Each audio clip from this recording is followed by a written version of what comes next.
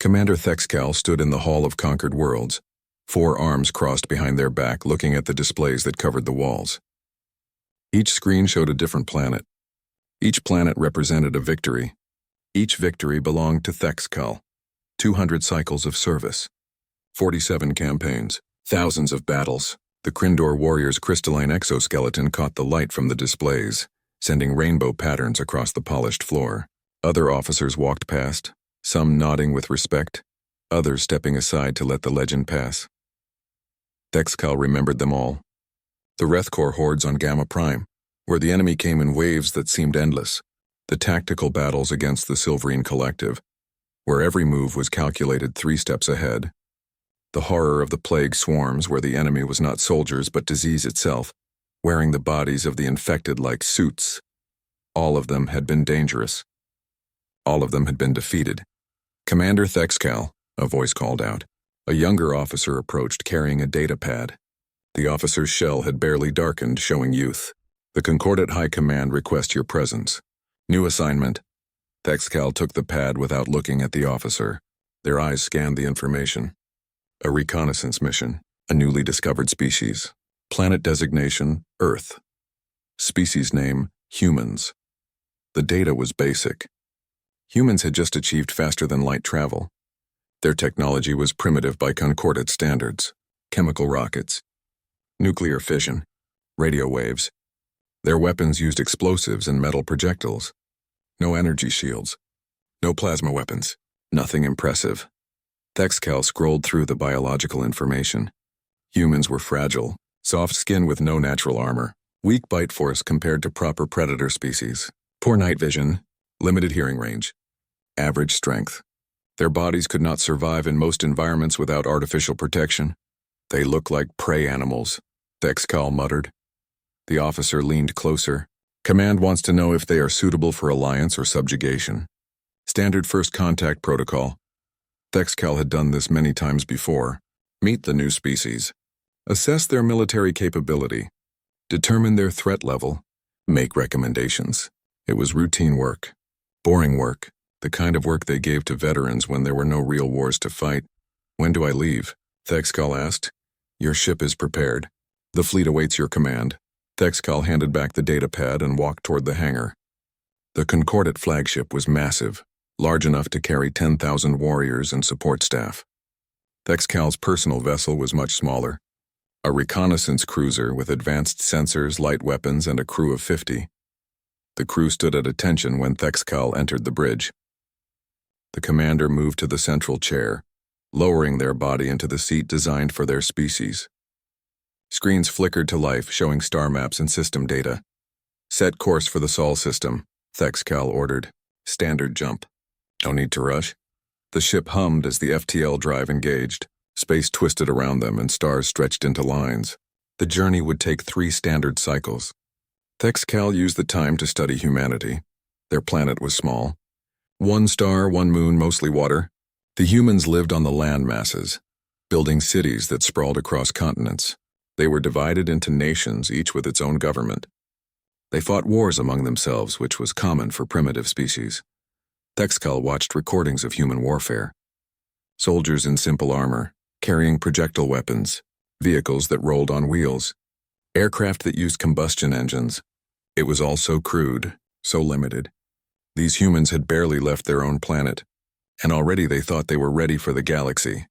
"They have no idea what exists beyond their little world," Thexcal said to the second officer, who stood nearby. "Most species do not, Commander. Not until we show them." Thexcal nodded. That was the purpose of the Concordat. To bring order to the galaxy. To unite species under one banner. To end the chaos of independent worlds fighting over resources and territory. Some species joined willingly. Others needed convincing. A few required force. Humans would probably join willingly. They were weak. They were primitive. They would see the Concordat's power and understand that resistance was pointless. It would be simple, clean, quick. The 3 cycles passed quickly. Thexcal spent the time reviewing combat reports from other campaigns, studying tactics, keeping their mind sharp. A warrior who stopped training became dull. A dull warrior became dead. "Commander, we are approaching the Sol system," the navigation officer announced. "Drop from FTL. Begin sensor sweeps." The ship emerged from faster-than-light travel at the edge of the system. The screen showed the yellow star at the center, planets orbiting in their paths, and something unexpected. Commander detecting multiple contacts. 30, no 40 vessels. Human design. They are patrolling the outer system. Thexcal leaned forward. 40 ships? For a newly spacefaring race? That was unusual. Most species had 2 or 3 ships at most when they first achieved FTL travel. Building a fleet took time, resources, and industrial capacity. Show me, Thexcal ordered. The screens displayed the human vessels. They were crude, built from metal and composites. But there were so many of them. They moved in patterns, organized formations like they were expecting something, like they were waiting. Scan their weapons. Detecting missile systems, railguns, and what appear to be nuclear warheads. Primitive but numerous. Thexcal felt something strange. Not fear, never fear, but curiosity. Why would such a weak species build so many weapons? Why would they patrol the edge of their own system? What were they preparing for? Maintain distance. Continue observations. Do not engage. The crew worked in silence, gathering data. The human ships did not approach. They simply watched, waiting to see what the concordant vessel would do. Thexcal studied the ships more closely. Each one had markings on its hull, symbols and words in human languages. Names, perhaps. One ship was close enough for the sensors to read clearly. Indomitable. What a strange name, Thexcal thought. To name a ship after a concept rather than a place or a person. What did it mean? The second officer provided translation. It means unable to be subdued or defeated, Commander. Thexcal stared at the word on the screen. Unable to be defeated. What arrogance. What foolishness. Every species could be defeated. Every army could be broken. Every warrior could fall. That was the nature of war. But something about that name stuck in Thexcal's mind. Something about the way humans had spread 40 ships across their system border. Like guards protecting something precious. Something about the way they did not run when a superior vessel appeared. Continue monitoring, Thexcal said quietly. I want to know everything about these humans. How they think. How they fight. How they see the universe. The officer nodded and returned to work. Thexcal sat in the command chair, watching the human ships patrol their system. For the first time in many cycles, the veteran warrior felt something unexpected. Not fear, not worry, but interest. Real interest. These humans were different somehow. Weak but defiant, primitive but organized. Prey animals that acted like predators. Thexcal would learn their secrets, and then the concordant would decide their fate. The alert came 3 cycles later. A human exploration vessel had entered the asteroid field near the 4th planet. At the same time, a Krindor scout patrol was mining the same area. Neither side had claimed the territory. Neither side had permission to be there. Thexcal watched the situation develop from the command center. The human ship was small, maybe 20 crew members. The Krindor patrol had 3 vessels, each larger and better armed. This should be simple. The Krindor would show force. The humans would retreat. Standard procedure. But the humans did not retreat. The human vessel is not responding to warning signals, the communications officer reported. They are continuing their approach to the mineral-rich asteroids. Thexcal leaned forward. Send another warning. Make it clear. The Krindor patrol ships moved into an intimidation formation, weapons powered but not armed. Every species in the galaxy understood this display. It meant leave now or face consequences. The human ship slowed. For a moment, Thexcal thought they would turn away. Then something unexpected happened. The human vessel changed course, moving not away but sideways. It positioned itself near a large asteroid, using the rock as cover. Then it powered up its weapons. They are preparing to engage, the tactical officer said, voice filled with disbelief. Commander, they are severely outgunned. This makes no tactical sense. Thexcal said nothing. They watched. The Krindor patrol leader tried one more warning, broadcasting on all frequencies. The human response came through, translated by the ship's computer. This is Captain Rodriguez of the ESS Magellan. We have as much right to be here as you do. If you want us to leave, you will have to make us. The Krindor patrol leader opened fire, a warning shot meant to frighten. The blast struck the asteroid near the human ship, vaporizing rock and sending debris in all directions. The human ship did not flee. Instead, it fired back. What happened next made Thexcal sit up straight in their chair. The humans launched missiles, simple chemical rockets with explosive warheads.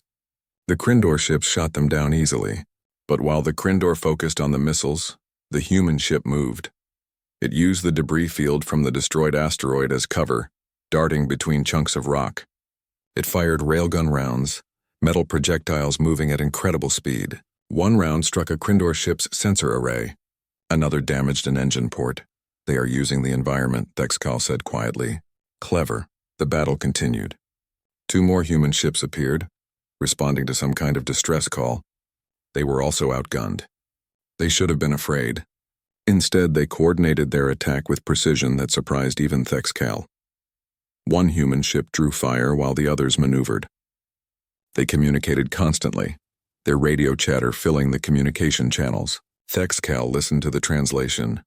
Magellan, this is Drake. We are moving to flank position. Copy, Drake. Beijing, can you get a shot? Negative. Too much debris. Wait. Targeting solution acquired, firing. They worked together like parts of a single organism. Each ship knew exactly what the others were doing. They sacrificed advantageous positions to protect each other. They took damage to give others opportunities. One human ship, the Drake, had its engine severely damaged. It could not escape. The crew could have abandoned ship using escape pods. Instead, they did something that made Thexcal's blood run cold. The Drake turned, pointing its nose at the nearest Krindor cruiser, and accelerated. The damaged engine screamed, pushing the ship forward on its last reserves of power. The Krindor crew tried to move, but they were too slow. The Drake struck the Krindor vessel at the connection point between sections. The impact tore through both ships.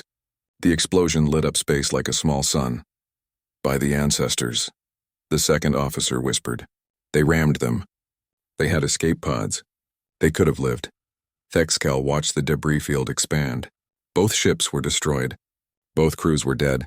But the other 2 human ships were still fighting, and now they were angry.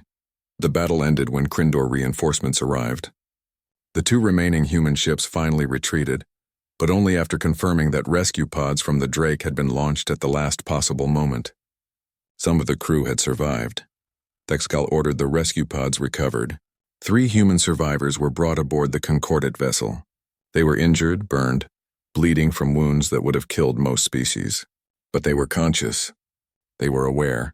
Thexcal went to the medical bay to see them. The humans were strange to look at. Soft skin, hair on their heads, eyes that moved constantly. They were strapped to medical tables, but not sedated. They were studying everything around them.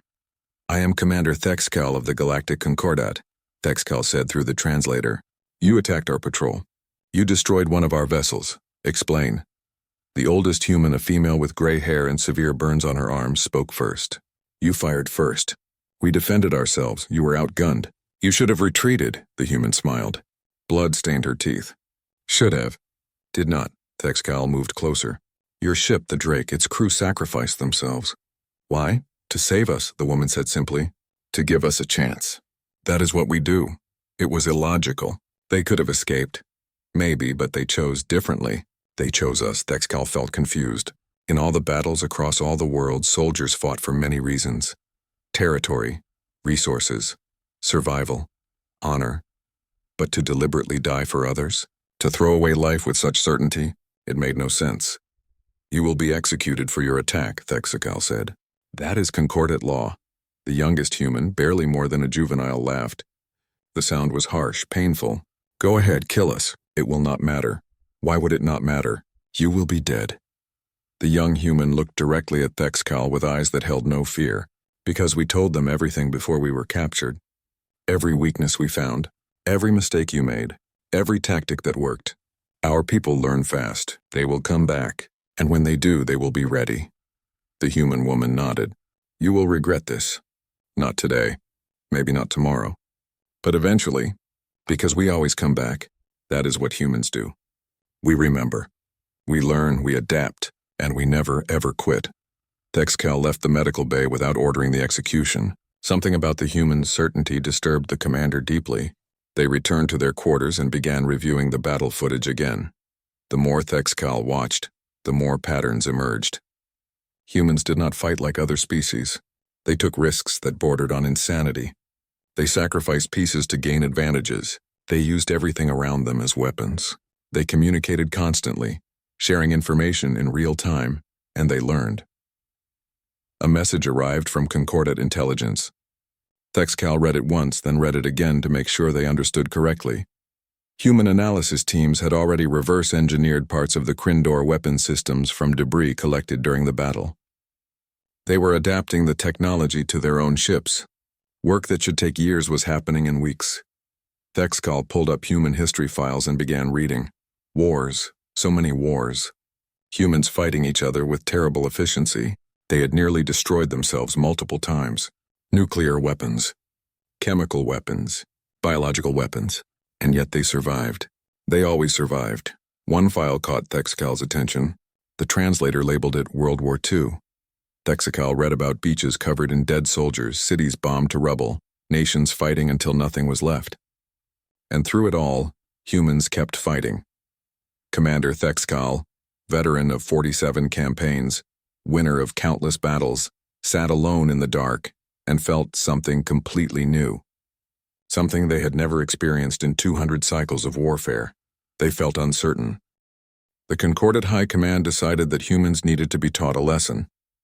The border skirmish had ended badly, but that was just an accident. A surprise. Next time would be different. Next time the Concordat would be ready. Thexcal was given command of the punitive expedition. 20 warships, 5,000 soldiers, orbital support. The target was a human mining colony on a planet they called Kepler 442b. The colony had 3,000 inhabitants, mostly civilians with a small military garrison. It should have been simple. The fleet arrived in orbit. Thexcal gave the humans one chance to surrender. The response came quickly from the colony governor, a human male named Chen. "We cannot surrender. We will not surrender. Do what you must." Thexcal ordered the orbital bombardment to begin. Plasma cannons struck the colony's power stations, water facilities, and communication arrays. The goal was not to kill everyone, just to make resistance impossible. Standard doctrine, but the humans had prepared. When the bombardment hit, the colony's population was already underground. They had tunnels, deep tunnels that the sensors had not detected, tunnels that went down into the planet's crust where bombs could not reach. Thexcal sent ground forces, 500 warriors in assault armor, carrying plasma rifles and energy shields. They landed in armored transports and moved toward the tunnel entrances. The first transport exploded before it even landed. A missile fired from a hidden position struck it dead center. 50 warriors died instantly. The second wave landed successfully but walked into a trap. The humans had mined the entire landing zone. Explosions ripped through the Concordat ranks. More warriors fell. "They knew where we would land," the ground commander reported. "They have been watching us." "Studying us." Thexcal watched from orbit, feeling that uncertainty grow. "Push forward. Clear the tunnels." The ground forces entered the tunnel system. That was when the real nightmare began. Humans knew how to fight in tunnels. They had been doing it for thousands of years. The tunnels were too narrow for heavy weapons. The darkness was complete, broken only by artificial lights. Every corner could hide an ambush. Every room could be a trap. The Concordat warriors advanced slowly, carefully. They used drones and sensors to check ahead. But the humans had prepared for that too. They jammed the sensors. They destroyed the drones. They forced the warriors to advance blind. Then they attacked. Humans appeared from hidden passages, fired their weapons, and vanished before the Concordat forces could respond. They used their own colony against the invaders. They rigged pipes to spray boiling water. They collapsed tunnels to separate units. They filled chambers with toxic gas and sealed the doors, and they never stopped. Concordat warriors needed to rest. They needed to eat and sleep. But every time they tried to establish a secure position, the humans attacked. Small raids, quick strikes, never a full battle, just constant harassment. "They are wearing us down," the ground commander said. "My warriors are exhausted. We have taken the outer tunnels, but the humans keep retreating deeper. They leave traps behind, dead humans wired to explosives, rooms that collapse when we enter. They are turning their own home into a weapon." Thexcal tried to understand the human strategy. "They cannot win. We have superior numbers and weapons. Why do they keep fighting?" "Because they do not know how to stop, Commander." One night cycle, Thexcal went down to the surface to see the situation personally. The landing zone was secure, but beyond it was chaos. Smoke rose from tunnel entrances. The sounds of distant explosions echoed across the rocky landscape. Medical teams worked on wounded warriors, removing shrapnel and treating burns. A prisoner was brought forward. A human female wearing civilian clothes, covered in dust and dried blood. She had been found in a collapsed tunnel, treating wounded soldiers. She was a medic, not a fighter. Or so it seemed. Why do you fight? Thexcal asked her. You are a healer. You should understand that resistance only causes more death. The woman looked up at Thexcal with tired eyes. I am a healer. That is why I fight. To protect my people. You cannot win. We are stronger. Maybe, the woman said. She coughed and blood flecked her lips. But we do not need to win. We just need to not lose. Thexcal felt confused. That makes no sense.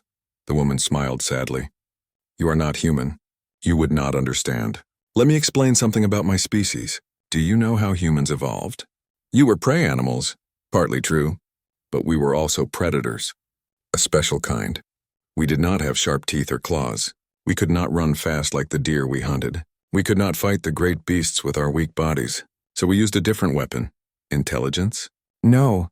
Persistence. The woman leaned back against the wall, wincing from pain. Our ancestors hunted by running. Not fast, but long. We would find an animal and chase it. The animal would run away faster than us. But we would keep going. The animal would stop to rest. We would keep going. The animal would get tired. We would keep going. Hours, days, until the animal collapsed from exhaustion. Then we would kill it. Thexcal listened, feeling something cold spread through their body. We call it persistence hunting, the woman continued. We are not the strongest. We are not the fastest. But we are the most stubborn. We do not give up, ever. Your warriors need to sleep for 8 hours? Humans can fight for days with little sleep. Your warriors get tired?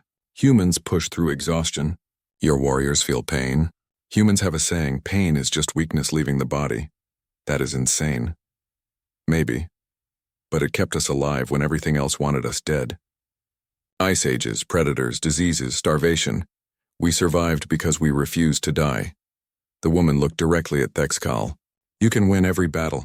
You can kill most of us, but you will never win the war. Because the ones who survive will keep coming. They will learn from every mistake. They will adapt to every tactic. They will teach their children to fight. And those children will teach their children. We will keep coming until you leave or until none of us remain. Thexcal ordered the woman taken back to the prisoner area. Then the commander returned to orbit and began reviewing human history files in detail. The more Thexcal read, the more they understood. Humans had a concept they called the Blitz, where their enemies bombed their cities for months trying to break their will. The humans had not broken. They kept fighting. Humans had crossed frozen mountains and burning deserts. They had survived on isolated islands and in harsh jungles. They had been to the deepest oceans and the highest peaks of their world. They did not accept limits. One historical file stood out. It was labeled Apollo 13. Thexcal read about a human spacecraft that suffered critical damage far from their home world. The crew should have died. Instead, they used broken equipment and failing systems to survive and return home. Their mission controllers had a saying, failure is not an option. Thexcal began to understand the shudder, not fear of human weapons, not fear of human numbers, but fear of human determination. They were a species that looked at impossible situations and decided to try anyway. A report came from the surface. Human reinforcements had arrived from another colony. They had captured concordant weapons and were using them against their former owners. They had learned to operate the plasma rifles. They had adapted their tactics. The humans were broadcasting everything across their communication networks. Every battle, every tactic, every lesson. When one group of humans learned something, all humans learned it. Thexcal made a decision. Withdraw all ground forces. Maintain orbital position but cease all offensive operations. The second officer looked shocked. Commander, we have not completed our objectives. Our objectives cannot be completed, Thexcal said quietly. Not at a cost I am willing to pay. The commander had finally understood what made humans truly terrifying. They would never stop coming. The Concordant War Council met aboard the flagship, deep in the secure conference chamber. 12 species represented, 40 commanders and admirals, all of them gathered to discuss the human problem. Thexcal stood at the central podium presenting the findings from the Kepler 442 operation. The holographic displays showed battle footage, casualty reports, and analysis.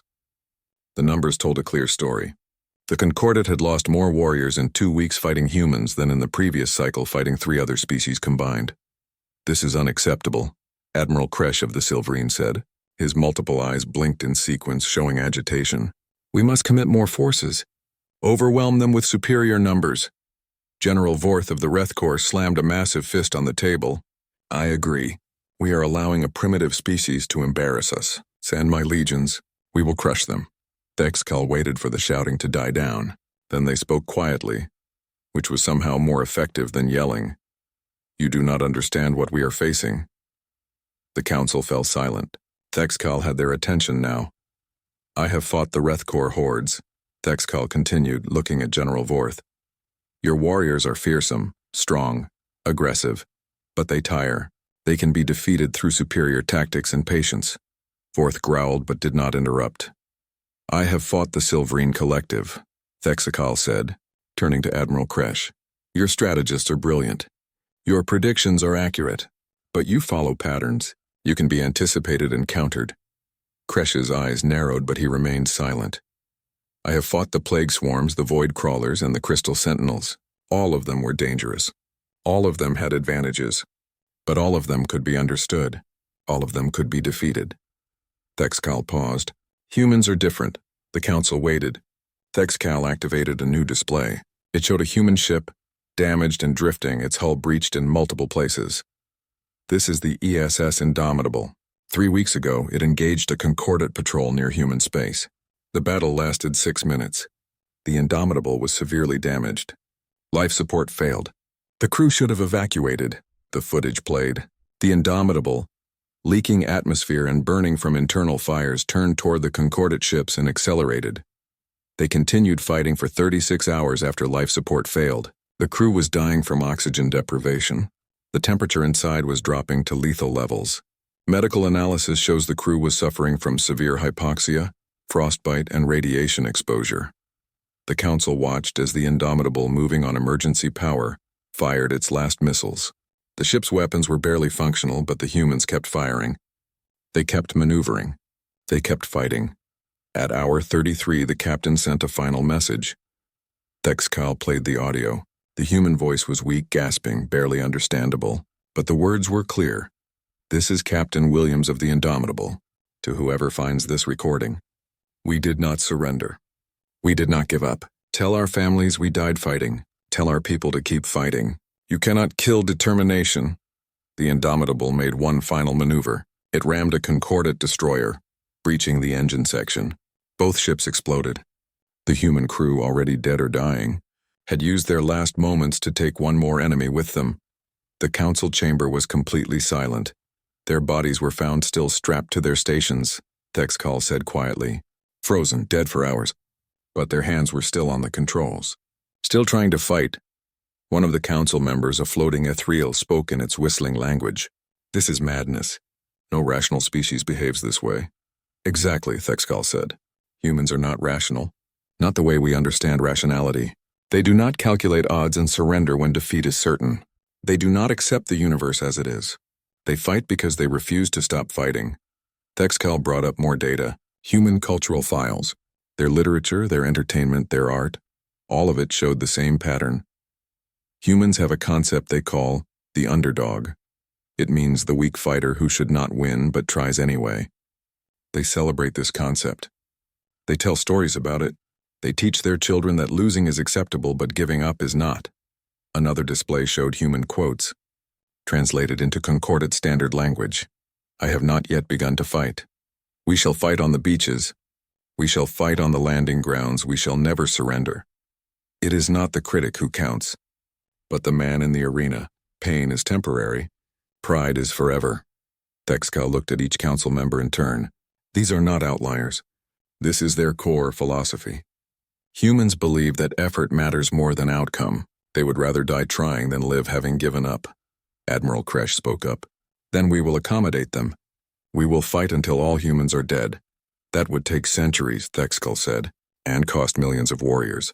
Because humans reproduce quickly. They spread fast. And most importantly, they learn from every encounter. Every battle we win teaches them how to fight better. Thexcal pulled up intelligence reports. Human technology has advanced more in the past cycle than in the previous 100. They have reverse-engineered our plasma weapons, our shield generators, and our FTL drives. They are adapting everything we use against them. We have technological superiority, Vorth argued. For how long? Thexcal challenged. At their current rate of advancement, humans will match our technology within 5 cycles. Surpass it within 10. They do not innovate like other species. They do not take centuries to develop new weapons. They do it in years, months, sometimes weeks. The council began arguing among themselves. Some wanted total war. Others wanted isolation. A few suggested negotiation. Thexcal raised all 4 arms for silence. There is something else you must know. Something more dangerous than human weapons or human persistence. The council turned their attention back to the commander. Humans are spreading ideas to other species. Concepts like freedom, rights, and revolution. They treat their artificial intelligence as equals, giving them citizenship. They negotiate with conquered species instead of subjugating them. They question authority and challenge tradition. Thexcal let that sink in. Already, 3 subjugated species have requested renegotiation of their concordate status. They have been exposed to human philosophy. They want what humans have. The right to choose. The right to refuse. The right to fight for their own future. The ethereal whistled in alarm. This is a cultural contamination. It will undermine the entire concordate structure. Yes, Thexcal agreed. That is exactly what it will do. Humans are not just a military threat. They are an ideological threat. They represent everything the concordate was designed to prevent. Chaos, independence, change. The council dissolved into shouting. Some demanded immediate action. Others called for quarantine. One suggested destroying all human worlds before the contamination spread further. Thexcal waited for them to exhaust themselves. Then the commander spoke one final truth. I have fought countless battles. I have faced every type of enemy imaginable. I have never felt fear in combat. Never hesitated. Never doubted. Thexcal paused. But humans make me shudder. Not because they are strong. Not because they are smart, but because they represent something we cannot fight, an idea, a belief, the certainty that things can change, that the weak can become strong, that defeat is never final. Thexcal looked around the chamber. You can vote for war if you wish. I will follow orders. But know this. Fighting humans is not like fighting other species. It is fighting against the concept that anything is possible, and you cannot kill a concept with plasma fire. The vote was called. War or peace, subjugation or negotiation. The council was divided exactly in half. Thexcal, as the commander who had engaged humans most extensively, was given the deciding vote. Outside the chamber, a human diplomatic vessel waited, flying a white flag of peace. Their ambassador was requesting an audience. The message was simple: let us talk or do not. Either way, we are not going anywhere. Thexcal stood at the podium, feeling the weight of the decision. The entire future of the concordate depended on what happened next. Thexcal voted for peace. The council erupted in chaos, but the decision was made. The human ambassador would be received. Negotiations would begin. The war that had barely started would end before it consumed both sides. 3 cycles later, Thexcal stood in the diplomatic chamber, waiting for the human to arrive. The room was designed to be neutral, with adjustable atmosphere and gravity to accommodate different species. Thexcal had set it to standard concordate parameters, then reconsidered and adjusted it to human preferences.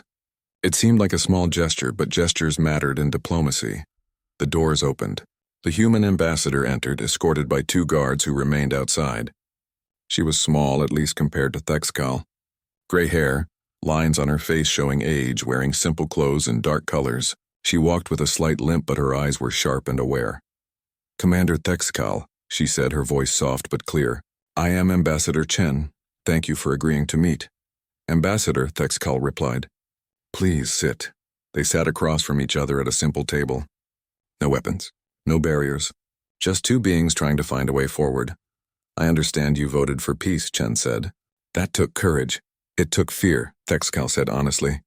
Fear of what would happen if we continued fighting your species. Chen smiled sadly. Fear is a good teacher. but I hope we can move past it to something better. Understanding, perhaps. I do not understand humans, Thexacal admitted. I have studied your species extensively. I have fought you. I have watched your soldiers die for causes that seem irrational. I still do not understand why you fight the way you do. May I tell you a story? Chen asked. Thexcal gestured with one hand for her to continue. 50,000 years ago, my ancestors were living in small groups in Africa, a place on our home world. They were not the strongest creatures. Not the fastest. Not the smartest even. But they had one ability that kept them alive. They could run. Not quickly, but long distances. They could track wounded animals for days. They would follow their prey until the animal collapsed from exhaustion. We call it persistence hunting. The medic on Kepler 442 told me this, Thexcal said. I still do not fully understand what it means. It means we evolved to not give up, Chen explained. That trait, that stubbornness, it is in every human. It shaped our entire culture. We tell stories about people who overcame impossible odds. We celebrate underdogs who should not win but try anyway. We teach our children that effort matters more than natural talent. Chen leaned forward slightly. Do you know what the most popular stories are in human culture? Stories about normal people facing impossible challenges. Farmers who become heroes. Soldiers who save the world. Scientists who cure diseases everyone said were incurable. We love these stories because they reflect what we believe about ourselves. That we can change. That we can improve. That nothing is truly impossible. Thexcal listened carefully. But this makes you reckless. You take unnecessary risks. You die when you could surrender and live. Sometimes, Chen agreed. But it also makes us innovative. When we cannot solve a problem with strength, we find another way. When one approach fails, we try a different one. We adapt faster than any other species I have studied, and we never accept that something cannot be done. This is what frightens me, Thexacal said quietly. Not your weapons or your tactics, but your refusal to accept limits. The Concordat is built on order, on understanding one's place in the hierarchy, on accepting what is possible and what is not. Humans reject all of that, Chen nodded slowly. You are right. We do reject it, because we have seen too many times in our history when people accepted limits that did not need to exist. When they accepted slavery because it was traditional. When they accepted disease because they thought it was natural. When they accepted war because they believed peace was impossible. Every time we challenged those limits, we made our world better. But you also nearly destroyed yourselves, Thexcal pointed out. Your world wars, your nuclear weapons, your environmental damage, your refusal to accept limits almost killed your entire species. True, Chen said quietly. We are not perfect. Our optimism can be dangerous. Our stubbornness can be destructive. But we learned. We changed. We almost destroyed ourselves with nuclear weapons, so we created treaties to control them. We damaged our environment, so we worked to heal it. We fought terrible wars, so we built international organizations to prevent them. We make mistakes, Commander, but we learn from them. Thexcal sat in silence for a long moment. Then the commander spoke words they never thought they would say. I am afraid of humans, not because you are strong, but because you represent change. The Concordat has existed for thousands of cycles unchanged, stable, predictable. If we allow humans to join, if we allow your ideas to spread, everything will change. Yes, Chen said simply, everything will change. Change is what we do. But change is not always bad, Commander. Sometimes change is growth. Sometimes change is healing. Sometimes change is the difference between survival and extinction. How can I trust that human influence will be positive? Chen smiled. You cannot. Not completely. But I can tell you what we offer. We offer partnership, not subjugation. We offer cooperation, not domination. We offer innovation, not stagnation. We will challenge the Concordat. We will question traditions. We will push boundaries. But we will also fight beside you, learn with you, grow with you.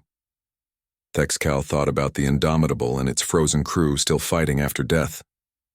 Thought about the medic on Kepler 442 who smiled while bleeding. Thought about Captain Rodriguez who refused to retreat against superior forces. What you offer is not peace, Thexcal said. Not as we understand it. You offer chaos controlled by hope, risk tempered by determination. Constant challenge in pursuit of constant improvement. Yes, Chen agreed. That is exactly what we offer. Is it what the Concordat wants? Thexcal stood and walked to the viewing port. Outside, human ships and concordate vessels maintained their positions, neither attacking, neither retreating, waiting to see what would happen next. I voted for peace, Thexcal said, because I realized that we cannot defeat humans. Not really. We might win battles, we might destroy worlds, but the idea of humanity, the belief that anything is possible if you refuse to give up, that spreads faster than we can contain. Other species are already learning from you, already questioning their place in the concordate, already wondering if they too can change their future. Thexcal turned back to face Chen. I do not trust humans, but I respect them. I fear what you will do to the concordate, but I fear more what will happen if we fight you forever. Then let us try something different, Chen said. Let us show you that change does not have to mean destruction. That hope does not have to mean chaos. That humans can be allies worth having, even if we are difficult partners. The negotiations began that day. They lasted for weeks. They were frustrating and difficult. Humans questioned everything. They challenged every tradition.